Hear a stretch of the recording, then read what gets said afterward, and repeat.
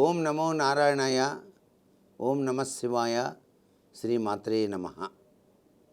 ఆంధ్రజ్యోతి ధర్మ సందేహాలు కార్యక్రమానికి స్వాగతం. ఇంటి మీద దేవాలయపు నీడ పడినట్లయితే అది అరిష్టమా అని అడుగుతున్నారు.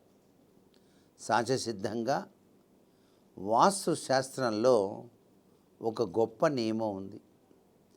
శివాలయానికి ఎదురుగాను విష్ణాలయానికి వెనకగాను నిర్మాణాలు ఆచరించకూడదు అని.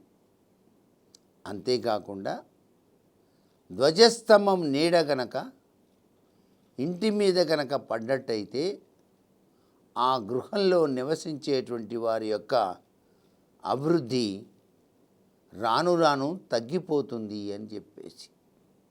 అసలు ఆ ధ్వజస్తంభానికి అంత విలువ దేనికి అంటే, ప్రతి ఒక్క దేవాలయానికి ధ్వజస్తంభం అనేటువంటిది మనిషి వెన్నెముక లాంటిది. మనిషికి వెన్నెముక ఎంత ప్రాధాన్యత ఉందో దేవాలయానికి ధ్వజస్తంభం అంత ప్రాధాన్యత ఉంటుంది. అక్కడ జరిగేటువంటి ఉత్సవాల రీత్యా ధ్వజము అనేటువంటిది ఆ పుణ్య ఫలప్రద దినాలలో ఆ యొక్క ధ్వజస్తంభం పైభాగాన అలా చక్కగా అమర్చేటువంటి సాంప్రదాయం ఉంది దేవాలయ వాస్తురీత్యా. అలా ఆచరించినటువంటి ఈ సంప్రదాయంలో ఆకాశం పైన వెళ్తున్న దేవతలు, ఓహో ఇక్కడ ఏదో అద్వితీయమైనటువంటి కార్యక్రమాలు భగవానునికి జరుగుతున్నాయి అని వాళ్ళు ధ్వజస్తంభం ఆధారంగా ఆ గుడి ప్రాంగణంలోకి విచ్చేస్తారు అని శాస్త్రం. అందుచేత ఆ నీడ ప్రభావం, ధ్వజస్తంభం అంత పవిత్రవంతమైంది కాబట్టి ఆ నీడ ప్రభావం మన ఇంటి మీద పడకూడదు. అలా గనక పడినట్లయితే మనం ఆ యొక్క విశిష్టవంతమైనటువంటి ప్రభావాన్ని తట్టుకోలేక ఉపద్రవాలు రావటానికి ఆస్కారం ఎక్కువగా ఉంటుంది అని శాస్త్రం. అందుకే 200 అడుగుల దూరంలో దేవాలయం ఉండాలి ఒక ఇంటికి అని చెప్పేసి కూడా శాస్త్రం. 200 అడుగుల దూరంలో ఉన్నప్పుడు మనం ఆ ప్రదేశంలో గృహ నిర్మాణం చేసుకోవచ్చు. ధ్వజస్తంభం నీడ గనక ఇంటిపైన పడ్డట్టయితే ఆ ఇంటిలో తరచూ దొంగతనాలు జరగటానికి ఆస్కారం ఉంది. అంటే ఈ జన్మలో నువ్వు సంపాదించింది నీతో రాదు అని చెప్పేటువంటి ఆధ్యాత్మిక చింతన మనకు కలగడానికి. దొంగతనం జరిగితే పోతే పోయిందిలే అని ఎవడు అనుకోరు కదా. అయ్యో సంపాదించిందంతా పోయిందే అని బాధపడతారు. అంటే ఒక విధమైన నైరాశ్యం వచ్చి తీరుతుంది. కాబట్టి ధ్వజస్తంభం నీడ ఇంటిపైన పడకూడదు అని చెప్పేసి మనకు వాస్తుశాస్త్రం తెలియజేస్తోంది. అంతేకాకుండా అక్కడ ఉన్నటువంటి వెన్నెముక యొక్క ప్రభావం, అంటే దేవాలయానికి వెన్నెముక ఎంత గొప్పదో మన మానవ జీవితంలో వెన్నెముక కూడా అంత ప్రధానం. కాబట్టి మనకు అనారోగ్య లక్షణాలు ఎక్కువగా పొడసూపడానికి ఆస్కారం ఉంటుంది.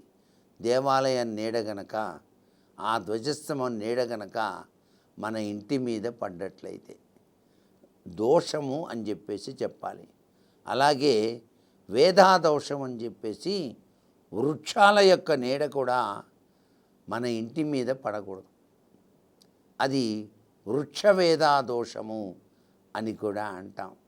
కాబట్టి ఎదురుగా సింహద్వారానికి ఎదురుగా పొడుగాటి అద్వితీయమైనటువంటి మహావృక్షం ఉందనుకోండి, ఆ ఇంటి సింహద్వారం మధ్యలో పడ్డదనుకోండి, దాన్ని వృక్ష వేదాదోషము అని చెప్పేసి అంటారు.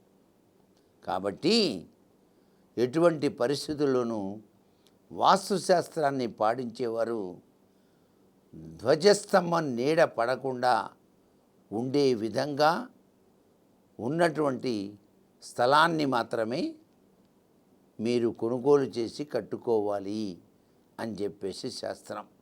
ఏమండి, మేము దేవాలయం పక్కనే కళ్యాణ మండపం కడుతున్నాము, ఆ ధ్వజస్తంభం నీడ ఆ కళ్యాణ మండపం మీద పడవచ్చా అని కూడాను చాలామంది అనుకుంటారు. ఏది ఏమైనప్పటికీ కూడాను అది కూడాను దోషభూయిష్టమే. ఆ నీడ పడకుండా ఉండే విధంగా మీరు కళ్యాణ మండపం ఏర్పాటు చేయాలి. సూర్యరశ్మి కిరణాల యొక్క ప్రభావం చేత ఆ ధ్వజస్తంభం నీడ అటువైపుకు రాని పద్ధతి ఏదైనా ఉంటే దానిలో మీరు నిర్మాణం కళ్యాణ మండపం చేసుకున్నందువల్ల ఎటువంటి దోషము రాదు అని కూడాను ఇక్కడ గుర్తెరుగుదాం. ఇంత గొప్ప విశేషం వాస్తుశాస్త్రరీత్యా చెప్పారు. వాస్తు మానవ జీవితానికి చుక్కాని వంటిది కదా. మరి సర్వే జనా సుఖినో భవంతు.